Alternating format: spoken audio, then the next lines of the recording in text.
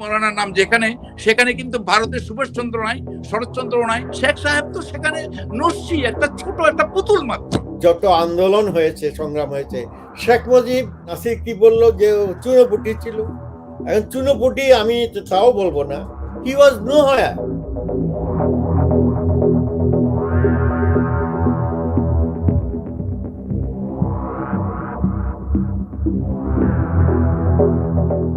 প্রিয় দর্শক, বাংলাদেশকে যদি একটি বাহনের সাথে তুলনা করা হয় তাহলে সেই বাহনের ইঞ্জিন হচ্ছে মুক্তিযুদ্ধ।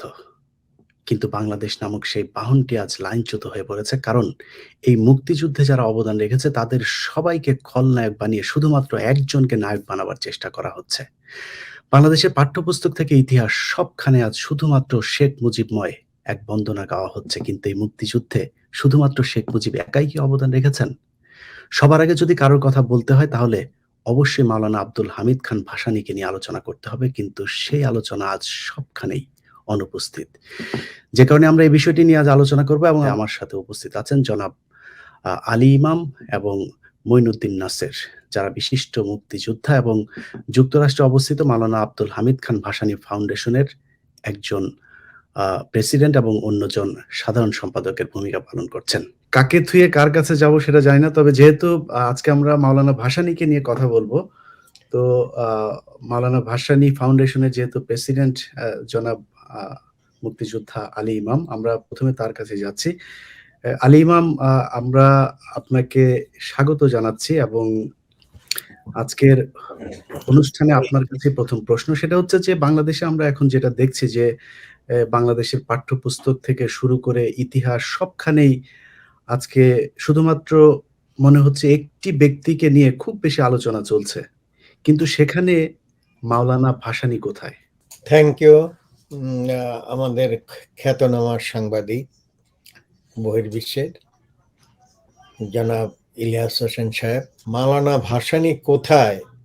এখন যদি বলি যে হিরে আলম নির্বাচন উত্তর বলেছেন যে নির্বাচন সুষ্ঠু হয়েছে, আমার ফলাফল ছিনতাই হয়েছে বা চুরি হয়েছে। বাংলাদেশের স্বাধীনতা যুদ্ধে এবং বাংলাদেশকে স্বাধীন করার ব্যাপারে বাংলাদেশের জাতীয় রাজনীতি নৈতিক প্রেক্ষাপটে যতগুলো নেতা আছে তার মধ্যে মাওলানা ভাসানী হচ্ছেন একজন, যিনি স্বাধীনতাকে যুদ্ধকে ত্বরান্বিত করেছেন, স্বাধীনতা যুদ্ধ সংঘটিত করার জন্য রাজনৈতিক কর্মসূচি একের পর এক দিয়েছেন এবং সেটা সুষ্ঠুভাবে পালন করেছেন।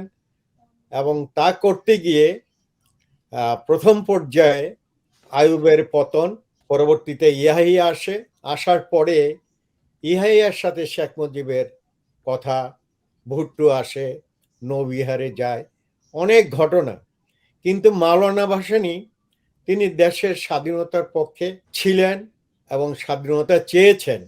সেসব বিষয়ে আমরা এখন যেটা দেখতে পাচ্ছি স্বাধীনতা উত্তরকালে একজন মুক্তিযোদ্ধা হিসাবে আজকে 52 বছর পরে, সেটা হচ্ছে যে মাওলানা ভাসানী যে স্বাধীনতার প্রবক্তা ছিলেন, তিনি যে স্বাধীনতার স্বপ্ন দ্রষ্টা ছিলেন এবং সর্বদলীয় যে স্বাধীনতার সংগ্রামের যে একটা কমিটি ছিল সেই কমিটিরও উনি চেয়ারম্যান ছিলেন। সেই মাওলানা ভাসানী আজকে ইতিহাস থেকে তাকে মুছে দেওয়ার একটা চক্রান্ত হচ্ছে। তার সেই স্বাধীনতার নেতৃত্ব ছিনতাই করার একটা অপচেষ্টা, শুধু অপচেষ্টা বলবো না, স্বাধীনতার সময় যিনি কারাবন্দী ছিলেন স্বেচ্ছায়, তাকে আজকে স্বাধীনতার নেতা হিসাবে প্রতিষ্ঠা করার জন্য গত 14 বছর যাবৎ আওয়ামী লীগ চেষ্টা করছে শেখ মুজিবকে স্বাধীনতার নেতা হিসেবে প্রতিষ্ঠা করার জন্য। আমি বলবো যে এই চেষ্টার পিছনে হাজার হাজার কোটি টাকা খরচ হয়েছে এবং খরচ করছে। একটা জাতির স্বাধীনতা যুদ্ধে কে যিনি সংগঠিত করেছেন একটা আপসহীন সংগ্রামের মাধ্যমে শেষ পর্যন্ত যেটা সশস্ত্র যুদ্ধের মধ্যে দিয়ে দেশ স্বাধীন হয়েছে, সেই ব্যক্তিকে, সেই ভারতের সুভাষচন্দ্র বোসের মতো তাকে জীবন মুছে দেওয়া হয়েছে, বাংলাদেশে সেই নেতা, স্বাধীনতার আমাদের স্বপ্নদ্রষ্টা সেই মাওলানা ভাসানীকে আজকে মুছে দেওয়ার গভীর ষড়যন্ত্র চলছে। সেই ক্ষেত্রে আমরা শুধু উদ্বিগ্নই না, আমরা অত্যন্ত দুঃখিত।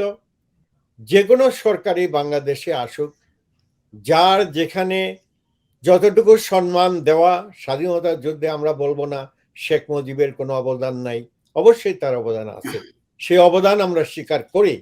কিন্তু মাওলানা ভাসানী হচ্ছে সমস্ত অবদানের উপরে উনি অবদান রেখেছেন। উনি যদি স্বাধীনতা যুদ্ধকে সংগঠিত না করতেন, উনি যদি আপোষহীন ভূমিকা গ্রহণ না করতেন, তাহলে পরে স্বাধীনতার যুদ্ধ সংগঠিত হতো না এবং বাংলাদেশ স্বাধীন হতো না। জি, জনাব আলী ইমাম, আমরা এবার একটু জনাব মহিউদ্দিন নাসেরের কাছে যাব। জনাব মহিউদ্দিন নাসের, আলী ইমাম যেটা বলছিলেন যে একজনকেই শুধু উপরে তোলার চেষ্টা করা হচ্ছে। আপনি দীর্ঘদিন ধরে বাংলাদেশ থেকে দূরে থাকলেও চেষ্টা করে যাচ্ছেন মাওলানা ভাসানীর যে কৃতিত্ব সেগুলোকে মানুষের সামনে তুলে ধরবার জন্য এবং তার যে স্মৃতি সেগুলোকে রক্ষা করবার জন্য। আপনি কতটুকু সন্তুষ্ট? মাওলানা ভাসানীর বর্তমান যে অবস্থা দূরে ঠেলে দিয়ে চেষ্টা করা হচ্ছে, সেটাতে তো সন্তুষ্ট হওয়ার কোনো প্রশ্নই আসে না। এটা মাওলানা ভাসানীর একজন অনুরক্ত ভক্ত হিসেবে এবং আমরা তাকে যেভাবে দেখেছি সেটু যদি আমি মূল্যায়ন করতে চাই, মাওলানাকে তো সবসময় একটা দাবিয়ে রাখার একটা চেষ্টা করা হয়েছে। যেমন মাওলানা যখন শেখ সাহেবকে বললেন যে পাকিস্তানে না যেতে, পাকিস্তান থেকে এসে শেখ সাহেব বললেন যে মাওলানা রাজনীতি ছেড়ে দেওয়া উচিত। এত বড় ধৃষ্টতা যে লোক দেখিয়েছে মাওলানার প্রতি, এটা কি বলা যায়, এটা বালখিল্য একটা আচরণ বলে আমি মনে করি। সেই সূত্র ধরে পরবর্তীকালে আওয়ামী লীগের নেতারা চেষ্টা মাওলানাকে বারবার ইয়ে করতে, আপনার মানে যে হেয় করতে, এবং এখনো শেখ সাহেবকে বড় করার জন্য মাওলানাকে দেখানো হয়। তারা কেউ তাকে যথার্থভাবে মূল্যায়ন করেননি এবং মানে তার মরণের পূর্বে, তার মরণের পরে তারা কেউ তাকে সেইভাবে স্মরণ করেননি। বাংলাদেশ আওয়ামী লীগের কাছে যেমন এক ব্যক্তির সম্পদ, বিএনপির কাছেও এক ব্যক্তির সম্পদে পরিণত হয়েছে এই যে বাংলাদেশ দখলীকরণের এই যে প্রবণতাকে ধিক্কার দিয়ে। মহিউদ্দিন নাসির, আমি আমার যে মূল যে জায়গাটি সেটা হচ্ছে যে কিছুদিন আগে আমরা শেখ হাসিনার কাছে শুনছিলাম যে বাংলাদেশ ৭১-এ পাকিস্তান থেকে আলাদা এবং ভারত পাকিস্তান নামক দুটি যে দেশ আলাদা হয়েছিল ১৯৪৭-এ, সেখানেও নাকি শেখ মুজিবুর রহমান সাহেব নেতৃত্ব দিয়েছেন। ৫২-এর ভাষা আন্দোলন সেখানে তো আছেই। তাহলে এই যে ৫২-এর ভাষা আন্দোলন, যুক্ত ফ্রন্ট, তারপরে ৪৭-এর দেশভাগ, এরপরে বাংলাদেশ আলাদা হলো। এই জায়গাগুলোতে আসলে কে কোথায় ছিলেন? মাওলানা ভাসানীর অবস্থানটা আসলে কি? উনার কি কোনো আসলেই ভূমিকা ছিল কিনা? সেই ভাগের মধ্যে তো মাওলানা অবশ্যই ইয়ের পক্ষে ছিল, যে ভারতের সাথে আলাদা হওয়ার পক্ষে ছিল। কিন্তু মাওলানা ভাসানী ১৯৪৫ সাল থেকে ভারতের আসামের কারাগারে বন্দী ছিলেন।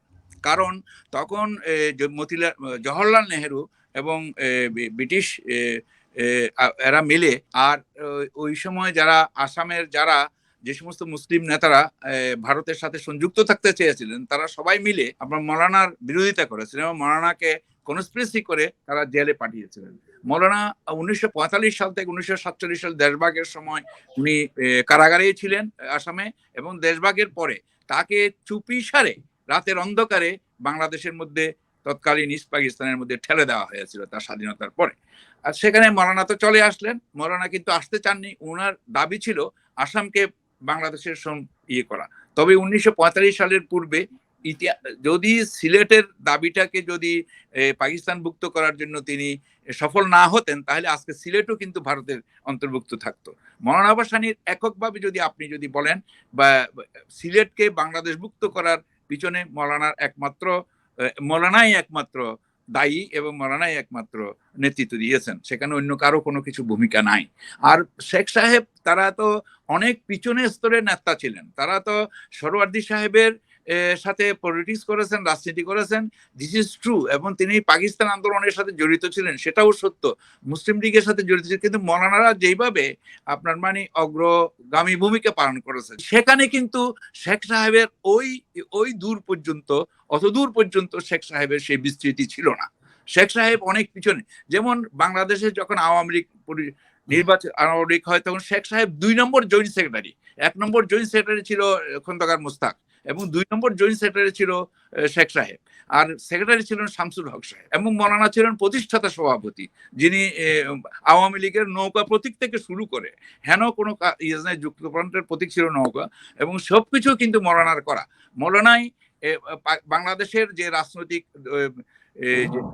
ধর্মনিরপেক্ষ রাজনীতির যে সূচনা, সেটা মৌলানাই করেছেন। মৌলানা আব্দুল হামিদ খান ভাসানী করেছেন।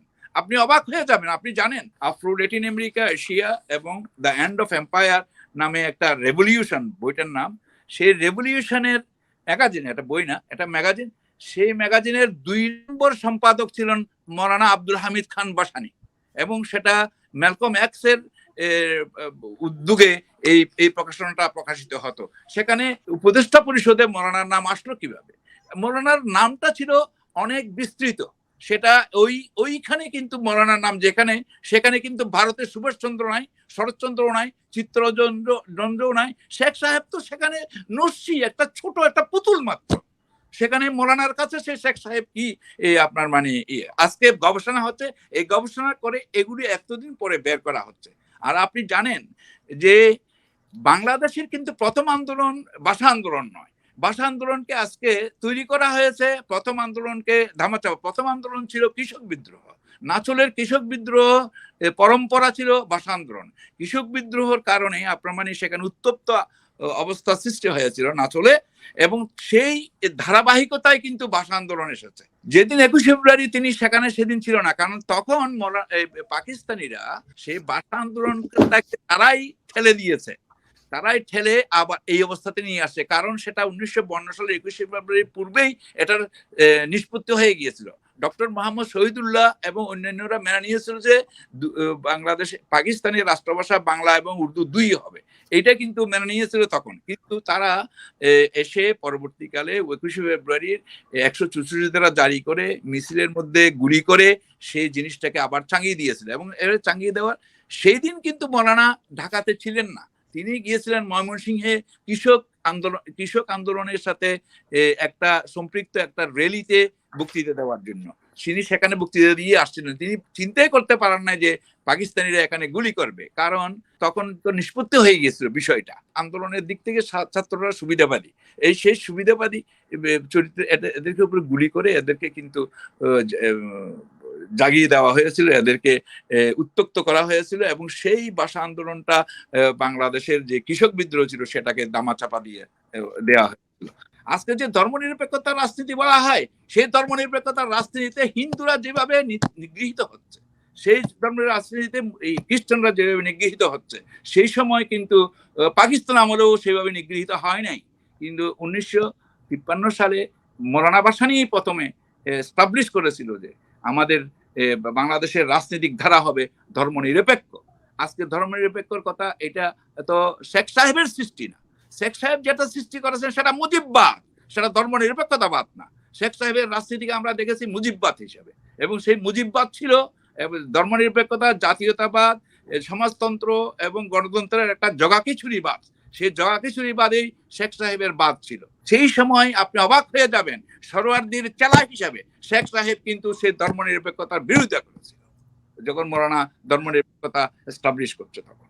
This is the initial history up to 1953। জি, ধন্যবাদ মহিউদ্দিন নাসের। আমরা আপনার কাছে খুব আপনি যেগুলো বলছিলেন সেগুলো অনেক কিছুই আমরা কোনোদিনও শুনিনি, যে মাওলানা ভাসানীর বাংলাদেশ সৃষ্টি এমনকি পাকিস্তান সৃষ্টিরও যে অবদান, সেগুলো নিয়ে আসলেই অনেক আলোচনার বিষয় আছে। আমরা টু দা পয়েন্ট একেবারে সব শেষ যে জায়গাগুলো সবচেয়ে বেশি কলুষিত করা হচ্ছে আমাদের ইতিহাসে, সেটা হচ্ছে যে যদি বলা যায় যে 52 বা 54 পর থেকে যে ইতিহাস, সেখানেই সবচেয়ে বেশি গোঁজামিল দেওয়া হচ্ছে।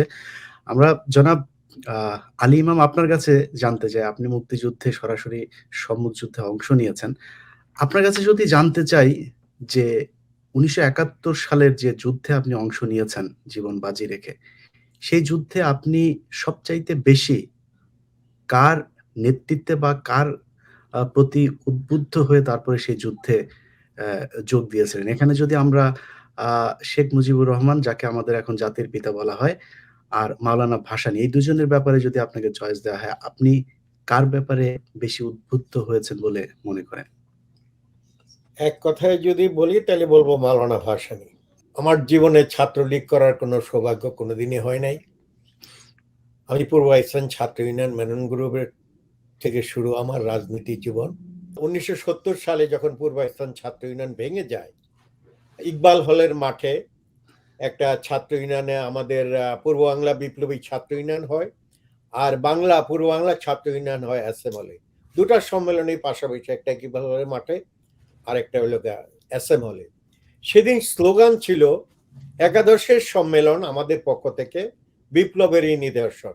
আমরা স্লোগান দিয়েছি কৃষক শ্রমিক অস্ত্র ধরো পূর্ব বাংলা স্বাধীন করো। এই স্লোগানে সারা বাংলাদেশে যারা জনগণের কাছে, কৃষকের কাছে, শ্রমিকের কাছে, মজদুরের কাছে, মেহনতি মানুষকে কাছে নিয়ে গেছে এবং তাদেরকে সংগঠিত করেছে। এবং সেই ক্ষেত্রে মুজিব পাকিস্তানের প্রধানমন্ত্রী হতে চেয়েছিল 1970-এর নির্বাচনের পর। 23 তারিখে পার্লামেন্টের বসার কথা ছিল, কিন্তু ভুট্টো প্রথমত তার সাথে মুজিবের সাথে বৈঠক করেছে, নৌবিহার করেছে, কিন্তু শেষ পর্যন্ত ভুট্টো মুজিবের সাথে বিশ্বাসঘাতকতা করেছে। পাকিস্তান ভারতের স্বাধীনতা, এই আন্দোলন, আসামের ধুবড়ী জেলে মাওলানা ভাসানী, ভাষাঞ্চরে গিয়ে তিনি হয়ে গেলেন মাওলানা ভাসানী। তার যে নাম ছিল প্রথম শৈশব নাম চাগামিয়া, তারপরে আব্দুল হামিদ খান, এগুলো সবই নাম থেকে সরে গেল। তিনি হলেন মাওলানা আব্দুল হামিদ খান ভাসানী। ভাষাঞ্চরে সমাবেশ করে, সম্মেলন করে তাকে উপাধি দেওয়া হয়েছিল। সেন্টোর চুক্তি, পাক মার্কিন সামরিক চুক্তি। মুজিব ছিল যুক্তরাষ্ট্রের দালাল। মাওলানা ভাসানী একমাত্র ব্যক্তি, যখন পাক মার্কিন সামরিক চুক্তি করলো আইয়ুব খান, তখন তিনি তার বিরুদ্ধে রুখে দাঁড়ালেন। আজকে বাংলা একাডেমিতে তার মেয়ে হাসিনা গিয়ে বলে 21শে ফেব্রুয়ারিতে তার বাবা 21শে ফেব্রুয়ারিতে নেতৃত্বে। Where was he? How old are he was? এই সমস্ত মিথ্যার বেশ্যাতি আমলিক বা শেখ হাসিনা যেভাবে করতেছেন, একটা জাতির সত্য, ইতিহাসের সত্যকে আপনি মুছতে পারবেন না, যত চেষ্টাই করেন, সত্য থেকেই যাবে। তার সেই যোগ্যতা আছে যে তিনি সমস্ত জাতিকে খামোশ করতে পারেন, বলতে পারেন ইট ইজ মাওলানা ভাসানী। তার সেই অধিকার আছে, সেই অধিকার ইনি প্রতিষ্ঠা করেছেন। তিনি গণতন্ত্রের জন্য সারা জীবন লড়াই করেছেন, সারা জীবন সাম্রাজ্যবাদের বিরুদ্ধে লড়াই করেছেন, জমিদারের বিরুদ্ধে লড়াই করেছেন, মহাজনের বিরুদ্ধে লড়াই করেছেন, পুঁজিবাদের বিরুদ্ধে লড়াই করেছেন। জনাব আলী ইমাম, আমরা এই যে গত কয়েকদিন আগেও বাংলাদেশের সংসদে আমরা একজন মেজরের বক্তব্য শুনছিলাম। আপনি নিশ্চয়ই সেই বক্তব্যটা শুনেছেন, জনাব রফিক সাহেব। তিনি বলেছেন যে 24শে মার্চ তিনি মোটামুটি চট্টগ্রাম দখল করে ফেলেছিলেন। ওইদিকে বর্ডার-টর্ডার সবকিছু দখল করা শেষ। তিনি ওই দিনই করতে চেয়েছেন এবং জিয়াউর রহমান তাকে বলেছে যে, "না, এটা টু আর্লি, এখন করা যাবে না।" এই কারণে তিনি করেন নাই। এবং 24শে জানুয়ারিতেই সেখানে বিভিন্ন জায়গায় মাইকিং করা হয়েছে যে বঙ্গবন্ধু ভাষণ ঘোষণা দিয়ে দিয়েছেন বাংলাদেশ স্বাধীন হয়ে যাবে, এবং আওয়ামী লীগের লোকজন নাকি সেখানে ঘোষণা দিচ্ছিল মাইকিং করে, করে পুরো চট্টগ্রাম শহরে। তো আপনি কার মাইকিং শুনে মুক্তিযুদ্ধে ঝাঁপিয়ে পড়লেন? এটা শহীদ রাষ্ট্রপতি জিয়াউর রহমানের চট্টগ্রাম কালুরঘাট থেকে তিনি যে বক্তৃতা করলেন, যে বাংলাদেশের স্বাধীনতা ঘোষণা করলেন, এই ঘোষণায় মানুষ উজ্জীবিত হয়েছে। মানুষ তো জানতো না জিয়াউর রহমান, শহীদ রাষ্ট্রপতি জিয়াউর রহমান সেদিন যদি চট্টগ্রাম কালুরঘাট বেতার কেন্দ্র থেকে এই ঘোষণা না দিতেন, তাহলে মানুষ যুদ্ধ করতো কিনা, যুদ্ধের সাথে নামতো কিনা, যেত কিনা, এটা একটা সন্দেহ আছে। একমাত্র শহীদ রাষ্ট্রপতি জিয়ার এই ঘোষণার সাথে সাথে সমস্ত জাতি জানতে পেরল যে পাকিস্তানের সাথে যুদ্ধ শুরু হয়ে গেছে এবং আমাদেরকে ওই যুদ্ধ অংশগ্রহণ করতে হবে।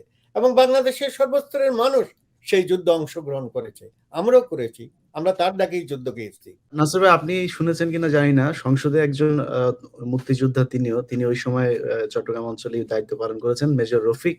তিনি বক্তব্য দিয়েছেন সংসদে দাঁড়িয়ে যে যুদ্ধ শুরু করতে চেয়েছেন, কিন্তু তিনাকে থামিয়ে দিয়ে জিয়াউর রহমান গিয়েছেন সোয়াত জাহাজ থেকে অস্ত্র খালাস করার জন্য পাকিস্তানের পক্ষে। আমি জিয়াউর রহমান যখন মারা যায় তখন আমি একজন তুকুর সাংবাদিক, খুব ইয়াং বয়স, আমি চট্টগ্রামে সাংবাদিকতা করি এবং আমি জিয়াউর রহমানের লাশ নিজের চোখে দেখেছি। আর কেউ কোনো সাংবাদিক সেখানে যায় নাই ওই ভোরে। জিয়াউর রহমানের বেঁচে থাকার সময়কালীন আমরা রফিক বলে কোনো লোকের নাম শুনি নাই চিটাগাঙে। জিয়াউর রহমান বেঁচে থাকার সময় পর্যন্ত আমি তখন একজন ডেইলি লাইফ একজন রিপোর্টার এবং অনেকটা ইংরেজি পত্রিকার, ডেইলি লাইফে চিটাগাং থেকে অনেক নাম করা পত্রিকা ছিল আনোয়ার ইসলাম ববির, সেখানে আমি রিপোর্টার ছিলাম। আমি আপনার মানে সার্কিট কোর্টে, আমি সার্কিট হাউসে আমি প্রথম সাংবাদিক যিনি ভিজিট করেছি। উনি হয়তো ইপিআর এর কমান্ডার ছিলেন, কিন্তু ওইভাবে উনি প্রকাশ্যে কোনো কিছু বলেন। এগুলি সব জিয়াউর রহমান মারা যাওয়ার পরেই উনাদের উদ্ভব হয়েছে।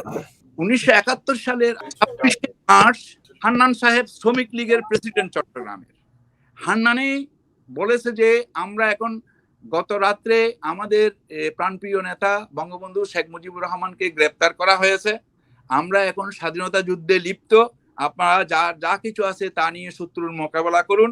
এই ঘোষণা আসছিল হান্নান সাহেবের কাছ থেকে, কিন্তু এটা বিচ্ছিন্নভাবে, এবং তিনি বক্তৃতা দিয়েছেন লালদিঘির মাঠে। সেই লালদিঘির মাঠকে মুজিব মঞ্চ করেছে আজকে, সেই লালদিঘির মাঠ থেকে তিনি বক্তৃতা দিয়েছেন। আমি সেখানে বড়জোর 3 থেকে 400 জন লোক উপস্থিত ছিলেন উনি যখন এই ঘোষণাটা দিচ্ছেন। তখন 26শে মার্চ পর্যন্ত শেখ সাহেব স্বাধীনতা ঘোষণা করেছে এরকম কোনো কথা আমরা শুনি নাই। 27শে মার্চ সকালে তখন সিদ্ধান্ত করা হলো যে একটা ঘোষণা আর্মিদের পক্ষ থেকে আসা উচিত। তখন কে ঘোষণা দিবে এই চিন্তা করা হচ্ছে। তখন বলা হচ্ছে যে একজন মেজর আমাদের কালুঘাটের অপর পারে আশ্রয় নিয়েছে এবং তাকে দিয়ে এই ঘোষণাটা দেওয়া হোক। তখন জিয়াউর রহমান সাহেবকে সেখানে রিকোয়েস্ট করা হলো, গিয়ে কেউ একজন রিকোয়েস্ট করেছে, কে রিকোয়েস্ট করেছে আমি জানি না। সেখানে তো মেজর রফিকের কথা ছিল না। মেজর রফিক এখন বলতেছেন যে তাকে রিকোয়েস্ট করা হয়েছে, হুইচ ইজ নট ট্রু। এখন যেটা দাবি করছেন সেটা হচ্ছে যে শেখ মুজিবুর রহমান সাহেবের সার্গেত হিসেবেই মাওলানা ভাসানী ছিল, সেটা প্রতিষ্ঠা করবার চেষ্টা করছে মাওলানা ভাসানীর। আমি একটা কথা, মাওলানা ভাসানীর 18 জন সেক্রেটারি ছিল শেখ মুজিব। আচ্ছা, আপনার এই বক্তব্য এখন খুবই হাস্যকর মনে হবে এখনকার যে জেনারেশন তাদের কাছে, কারণ তারা, আমার বিশ্বাস যে মাওলানা ভাসানী কে ছিলেন সেটাও তারা জানে কিনা এটা নিয়ে যথেষ্ট সন্দেহ রয়েছে। আলী ইমাম ভাই, আপনার কাছে আমি এরপরে আরেকবার নাসির ভাইয়ের কাছে আসবো, আপনার কাছে এবারই শেষবারের মতো। বাংলাদেশের রাজনীতির সাথে সরাসরি সম্পৃক্ত ছিলেন এবং দীর্ঘদিন বাংলাদেশের যত পথিতযশা, যত সাংবাদিক আছে, রাজনীতিবিদ আছে, তাদের সাথে একসাথে আপনি কাজ করেছেন। আপনার কাছে কি মনে হয়েছে মুক্তিযুদ্ধের পরে মাওলানা ভাসানী যতদিন বেঁচে ছিলেন সেই সময় পর্যন্ত মাওলানা ভাসানীকে আসলে খুব সে যেভাবে কাজ করতে চায় সেভাবে কাজ করতে দেওয়ার সুযোগ করে দেওয়া হয়েছিল কিনা, বা তার বাধাগুলো কোথায় ছিল, কারা বাধা দিত? কিছু কথা বলি, আমার মতো করে বলতে চাই। সেটা হচ্ছে মজলুম জননেতা মাওলানা ভাসানী পাকিস্তান এবং ভারতের বিভক্তির সময় মাওলানা ভাসানীর জীবনের যে স্বপ্ন ছিল, সবচেয়ে বড় স্বপ্ন, সেটা হচ্ছে আসামকে পাকিস্তানের সাথে অন্তর্ভুক্ত করা। কিন্তু মাওলানা ভাসানীর সেই স্বপ্ন বাস্তবায়ন হয় নাই এবং পাকিস্তান পরে যখন কি আসাম পাকিস্তানের সাথে অন্তর্ভুক্ত হয় নাই, তিনি সেখানে আসামের স্বাধীনতার জন্য জনসভা করেছেন। হাজার হাজার মানুষ সেই জনসভায় গেছে এবং তাকে গ্রেপ্তার করা হয়েছে। ব্রিটিশ সরকারের আমলে ব্রিটিশ সরকার সেখানে তাকে বিপজ্জনক ব্যক্তি হিসাবে আখ্যায়িত করেছে। যুক্তরাষ্ট্র তো চায় না বাংলাদেশ স্বাধীন হোক। সেই কারণে মাওলানা ভাসানীকে তারা মনে করেছেন যে উনি একটা বিপজ্জনক ব্যক্তি। নিউ ইয়র্কের টাইমস পত্রিকায় লিখলো মাওলানা ভাসানী যে prophet, he is a prophet of violence. এদিকে ভারতবর্ষ আন্দোলনের সময় উনি বিপজ্জনক ব্যক্তি সাম্রাজ্যবাদীদের কাছে। স্বাধীনতা যুদ্ধ যখন অনিবার্য করে তুলতেছিল মাওলানা ভাসানী, জ্বালাও পোড়া এটা সেটা, তখন তারাও সেই সাম্রাজ্যবাদী শক্তি, তাদের যে পত্রিকা নিউ ইয়র্ক টাইমস, সেখানে লিখলো Maulana Bhashani is a prophet of violence. Maulana Bhashani প্রথম ব্যক্তি চাষি মজুর সমিতি করলেন আসামে। বাংলাদেশে উনি কৃষক সমিতি করেছেন। মাওলানা যখনই কোনো আন্দোলন করেছেন, সংগ্রাম করেছেন, উনি কৃষকের কাছে ফিরে গেছেন। সেই মাওলানা ভাসানীকে আজকে ইতিহাস থেকে মুছে ফেলা, মাওলানা ভাসানীর নামও অনেকে নিতে চায় না। সেই কারণে আমরা এই যুক্তরাষ্ট্রের নিউ ইয়র্কের পত্রিকায় মাওলানা ভাসানী ওয়াজ এ প্রফেট অফ ভায়োলেন্স। আমার আপনার কাছে সুনির্দিষ্ট একটা প্রশ্ন ছিল যে আপনি মাওলানা ভাসানী যে আপনার কাকমারি সম্মেলন করলেন, তারপরেই তিনি আওয়ামী লীগ থেকে সরে গেলেন, তারপরে তিনি ন্যাপ গঠন করলেন। মূলত তারপর থেকেই তো শেখ মুজিবুর রহমানের সাথে না তার না একটা না না দূরত্ব আওয়ামী লীগ তৈরি থেকে হয়। সরে যাওয়ার মূল বিষয় যেটা আমি আপনাকে বলতে চাই, না, আমার প্রশ্ন সেটা জি, হচ্ছে আরমানিটোলা মিটে যখন আওয়ামী লীগের সম্মেলন হওয়ার কথা ছিল, মাওলানা ভাসানী তখন অসুস্থ ঢাকা মেডিকেল কলেজে। উনি আসলেন, এত অসুস্থ থাকার পরে আসলেন, ওখানে বক্তৃতা করলেন সিয়ারো স্যান্টো চুক্তির বিরুদ্ধে, পাক মার্কিন সামরিক চুক্তির বিরুদ্ধে যখন উনি বক্তৃতা করলেন, তখন তার মিটিংয়ে গন্ডগোল একটা শুরু হয়ে গেল, সেখানে প্রতিবাদ শুরু হলো। মাওলানা ভাসানী কিছুক্ষণ পরে উনি চলে গেলেন। তারপরে আর কোনোদিন উনি আওয়ামী লীগে ফিরে যান নাই। তারপরে চিঠি দিয়ে দিছে, জানাই দিছে আমি আর এই আওয়ামী লীগ থেকে আমি পদত্যাগ করলাম, আমি আওয়ামী লীগের সাথে যাক উনি ন্যাপ গঠন করলেন, তারপরে শেখ মুজিবুর রহমানের সাথে তার একটা দূরত্ব তৈরি হলো এবং সবশেষ নাসির শেখ ভাই যেটা মুজিব আর বলছিলেন যে মাওলানা তিনি ভাসানী ছিল গৃহবন্দী পিতা পর্যন্ত, পুত্রের সম্পর্ক ভাই। জি ৭৪-এ শেখ তিনি মুজিবের সাথে গৃহবন্দী। মাওলানা ভাসানীর সম্পর্ক ছিল পিতা পুত্র, যেটা নাসির বলেছে। মাওলানা ভাসানী শেখ মুজিবকে খুব ভালোবাসতেন। আলিমা ভাই আমরা জানি যে তিনি বুখা মিছিল করতে চেয়েছেন। তারপরে ৭৪-এ নাসির ভাই যেটা বলছিলেন যে ৭৪-এ তিনি সবশেষ গৃহবন্দীও হয়েছেন শেখ মুজিবের দ্বারা। তাদের সম্পর্কের এই আপ ডাউন এগুলো জানি। কিন্তু আমার প্রশ্ন হচ্ছে যে তিনি যে আওয়ামী লীগ থেকে সরার পর থেকে তো আর তিনি সামনে আসতে পারেননি। এই রাস্তায় বাধাটা কারা ছিল? এই তার মতো বাধাটা এমন হচ্ছে, ঐতিহাসিক একজন নেতা। এটা বাধাটা হচ্ছে, আমি বলি যেটা নাসির একটু চার্জ দিয়েছে, সেটা হচ্ছে আসলে মাওলানা ভাসানীকে ছত্র ছায়া থাকা, তার ছাতার নিচে থাকা যারা দেশে কমিউনিস্ট আন্দোলন করছে, সেই সব লোকগুলি পরবর্তী পর্যায়ে হুজুর ভাসানীর সাথে বিশ্বাসঘাতকতা করছে। এই বামপন্থীদের নানা ধরনের কর্মকাণ্ডের কারণে পরবর্তী পর্যায়ে সেদিন সম্মেলনে বিকাল 5টায় মাওলানা ভাসানী বলেন, তোমরা যারা কমিউনিস্ট আমার থেকে দূরে সরে যাও, আমি তোমাদের সাথে নাই। সব দিক থেকেই তার উপরে একটা বাধা আসছে। এদিকে শেখ মুজিবের মতো লোক তার সাথে রীতিমতো বিশ্বাসঘাতকতা করলো, বামপন্থী যারা ছিল তারাও তার সাথে বেইমানি করেছে। সেক্ষেত্রে মাওলানা ভাসানী আর সামনে আসতে পারেন নাই। ন্যাপের যে কর্মসূচি ছিল সেই কর্মসূচি আর বাস্তবায়িত করা সম্ভব হয় নাই তার পক্ষে। এই হচ্ছে ঘটনা। নাসির ভাই আমরা শেষবারের মতো আপনার কাছে প্রশ্ন করতে চাই যে আপনি এতক্ষণ যে আলোচনা করলেন সেই আলোচনায় আমরা যদি একটা সারমর্ম খুঁজি তাহলে যেই জিনিসটা বের হবে যে মাওলানা ভাসানী ভারত পাকিস্তান আলাদা হওয়া থেকে শুরু করে বাংলাদেশ স্বাধীন হওয়ার সবখানি তার একটা স্বতঃস্ফূর্ত একটা অংশগ্রহণ ছিল। কিন্তু সেই মাওলানা ভাসানী ১৯৭১ সালের যুদ্ধে আমি একজন দর্শক হিসাবে বা ইতিহাসের পাঠক হিসাবে যদি আপনার কাছে বলি তাহলে সেখানে শেখ মুজিব আ মাওলানা ভাসানী থেকে অনেক বেশি আমার মনে হয় যে মানে প্রচার-প্রসার পেয়েছে। তো সেই জায়গাটা মাওলানা ভাসানী পেছনে গেলেন কিভাবে? হয়তো প্রচার সেভাবে উনি তিনি বলতেন যে মৌলানা ভাসানী তোমরা পত্রিকার উপরে ডিপেন্ড করিও না, তোমরা লিফলেটের উপর ডিপেন্ড করো, কারণ পত্রিকা অনেক সময় তোমাদের ভাষা তোমাদের কথা বিকৃত করে, কিন্তু লিফলেট তোমাদের কথা তোমাদের ভাষা বিকৃত করবে না। মৌলানা ভাসানী যে প্রচারণা হয় নাই তা না, আজকে সারা বিশ্বে অলরেডি 3জন ডক্টরেট হয়ে আছে। রশিদ বলে একজন ডক্টরেট প্রায় কমপ্লিট করছে লন্ডনে। আপনার মানে 8জন মোটামুটি ডক্টরেটের ছাত্র এখন রয়েছে মৌলানার উপরে। মৌলানা যদি প্রচারিত না হতো বা হয়তো তার জীবদ্দশায় হয় নাই, কিন্তু পরবর্তীকালে তার ফিলোসফি, তার রাজনৈতিক দর্শন, তার রাজনৈতিক চিন্তা চেতনা এগুলো কিন্তু যথেষ্ট প্রচারণা পেয়েছে এবং যথেষ্ট মূল্যায়ন হচ্ছে, এবং সেটা ঠিক। কিন্তু বাংলাদেশে তার যে রাজনীতি, সেই রাজনীতি বোঝার মতো অবস্থা এবং তৎকালীন বা বর্তমান কোনো ইয়ে নাই, এবং সেই চরিত্রও নাই। সে চরিত্র মৌলানা ভাসানীর রাজনীতিকে বাস্তবায়ন করবে সেরকম চরিত্র বাংলাদেশে গঠিত হয় নাই। উনি তো নিজেকে প্রচার করার জন্য কোনো কিছু করার নাই, তিনি মানুষের উপকারের জন্য, দেশের উপকারের জন্য এবং তিনি এই কাজগুলি করেছেন। 1962 সালে তিনি বলেছেন এই বাংলাদেশ থাকবে না, ভারতের পূর্বাঞ্চল স্বাধীন হয়ে যাবে এবং ভারতের পূর্বাঞ্চলের সাথে বাংলাদেশের আপনার মানে ফেডারেশন হবে। সেই ফেডারেশন আপনার হয়তো ভারতের সাথে কনফেডারেশন হতে পারে, কিন্তু এটা থাকবে না। আমি হয়তো এই বুড়া কিছু আগেই বলে গেলাম, কিন্তু একসময় দেখবা সাম্রাজ্যবাদী গোষ্ঠী বলো আর যে আমাদের এশিয়ার অন্যান্য রাশিয়া বা অন্যান্য গোষ্ঠী বলো বা চীন বলো, এরা সবাই কিন্তু এই কথাই বলবে।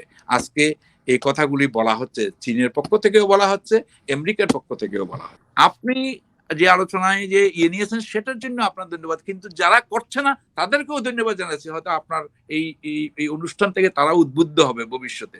এইভাবেই তো প্রচারটা হবে, এইভাবেই তো আপনার মানে মৌলানা বেঁচে না থাকলেও মৌলানার আদর্শ বেঁচে আছে, মৌলানার দিক নির্দেশনা বেঁচে আছে, মৌলানার কাজ বেঁচে আছে আমাদের সামনে। আমরা সেগুলো নিয়ে ভবিষ্যৎ প্রজন্মকে উৎসাহিত করবো। আজকে যে রিসার্চগুলি, গবেষণাগুলি হচ্ছে, ম্যালকম, আপনি মানে কল্পনা করতে পারবেন ম্যালকম এক্স এর সম্পাদিত বইয়ের মধ্যে মৌলানা ভাসানী সম্পাদক। আমি আপনাকে দেখালাম কিছু আমার ইয়ের মধ্যে, আমরা তো জানতাম না, এখন আবিষ্কৃত হচ্ছে। মৌলানা ভাসানীকে আমরা তখন তো জানতাম না, মৌলানা ভাসানী বেঁচে থাকতে। আজকে আমরা জানছি যে তিনি এই ছিলেন। ওনার প্রচারণাগুলি এইভাবেই আসবে। এটাই হচ্ছে যে রিয়েল প্রচারণা। এটা আপনার মানে শেখ সাহেব বা আওয়ামী লীগ তাকে কি করলো না করলো, বরঞ্চ মৌলানা ছোট হয়ে যাবে আওয়ামী লীগ যদি তাকে কিছু করে। আমি চাই না আওয়ামী লীগের কাছ থেকে, আমি ডিমান্ড করতে চাই না মৌলানাকে দিয়ে তোমরা এটা করো। মৌলানার মতোই আছে, এবং যিনি যে স্বাধীনতার স্বপ্নদ্রষ্টা, সেটা তো এইটা তো আপনি বলো আর না বলে এটা কিছু যায় আসে না। This is untrue. এটা আমাকে সরকারি স্বীকৃতি কিসের, কোন সরকার এটা কি সরকার? বাংলাদেশে কি এখন সরকার আছে? এর কাছ থেকে আমি মৌলানা ভাসানী সম্পর্কে কিছু আশা করতে চাই না। আসিফ ভাই, আপনাকে ধন্যবাদ। আমি আপনার কাছ থেকে বিদায় নিয়ে সবশেষ আলী ইমাম ভাই আপনার কাছে জানতে চাই, বর্তমানে আমাদের পাঠ্যপুস্তকে গত 14-15 বছরে, বিশেষ করে গত 5-7 বছর ধরে যারা পাঠ্যপুস্তক পড়ছেন, তারা শেখ মুজিব সম্পর্কে যা জানছেন এবং মাওলানা ভাসানী সম্পর্কে যা জানছেন, এই যে একটা তুলনা তুলে ধরা হচ্ছে তাদের সামনে, তাদের উদ্দেশ্যে আপনার শেষ বক্তব্য শুনতে চাই। যে মাওলানা ভাসানী একজন রাজনৈতিক দার্শনিক ছিলেন। মুজিব যখন বাকশাল করে, তখন মাওলানা ভাসানী একটা চিঠি পাঠাচ্ছিল তার কাছে, ছোট্ট চিঠি। সেখানে লিখছিল যে মুজিব, তুমি বাকশাল করো না, বাকশাল করলে তুমি নির্বংশ হয়ে যাবে। আজকে বই পুস্তকে মাওলানা ভাসানীর যে জীবন বৃত্তান্ত, সেটা উঠে তুলে দেওয়া হচ্ছে। সেখানে প্রথম বইয়ের পাতা খুললে শেখ মুজিবের ছবি বেরিয়ে আসে। এই ধরনের তারপরে ইসলামিক মাদ্রাসার শিক্ষকের কথাই বলি, সেখানে হিন্দু ভদ্রলোকদেরকে ডাইরেক্টর, ডেপুটি ডাইরেক্টর, এরা। তারপরে বানর থেকে মানুষের সৃষ্টি, ডারউইনের মতবাদ, এইসব আমাদের ছেলে মেয়েদেরকে এখন শেখানো হচ্ছে। আমাদের ছেলে মেয়েদেরকে মিথ্যা শেখানো হচ্ছে। স্বাধীনতার স্বপ্ন দ্রষ্টা, স্বাধীনতার নেতা হচ্ছেন শেখ মুজিব, যেটা এই ধরনের মিথ্যা প্রচার এগুলো শুধু বই পুস্তকে না, সব জায়গায় তারা করতেছে। তাহলে আমাদের যারা আজকে ভবিষ্যৎ প্রজন্ম যারা আসতেছে, তাদেরকে আমি অনুরোধ করব যে যারা এখন লেখাপড়া করতেছেন, লেখাপড়ায় আছেন, তারা মাওলানা ভাসানীকে নিয়ে গবেষণা করবেন। মাওলানা ভাসানীর এক কথায়, মাওলানা ভাসানী গরিবের নেতা ছিলেন, গরিবের জন্য কাজ করতেন, মেহনতি মানুষের জন্য কাজ করতেন। We are very grateful to you যে মাওলানা ভাসানীকে নিয়ে একটা আলোচনা, যুক্তরাষ্ট্রেই প্রথম একটা আলোচনা আপনি শুরু করেছেন, এবং আপনার কাছ থেকে উজ্জীবিত হয়ে অন্যান্য গণমাধ্যম যদি আগায় আসে, এই মজলুম জনতা মাওলানা ভাসানী তার অতীত সত্যিকারের ইতিহাস জাতির সামনে তুলে ধরার জন্য থ্যাংক ইউ ভেরি মাচ আপনাকে। জি, জনাব আলী ইমাম এবং জনাব মঈনুদ্দিন নাসির, আপনাদেরকে, আপনারা আমাকে ধন্যবাদ দিচ্ছেন। আসলে ধন্যবাদ অবশ্যই আপনাদের প্রাপ্য, কারণ আপনারা দীর্ঘদিন ধরে মাওলানা ভাসানীকে নিয়ে যা করছেন সেটা অবশ্যই প্রশংসাযোগ্য, এবং আমি বিশ্বাস করি বাংলাদেশের যে ভবিষ্যৎ প্রজন্ম আজ থেকে 10 বছর, 15 বছর, 5 বছর পরে হয়তো আপনাদেরকে পাবে না, কিন্তু আপনাদের রেখে যায় এই কথা তারা জানতে পারবে, এবং এখান থেকে তারা বাংলাদেশের সঠিক ইতিহাস অনুসন্ধান করবে বলে আমি মনে করি।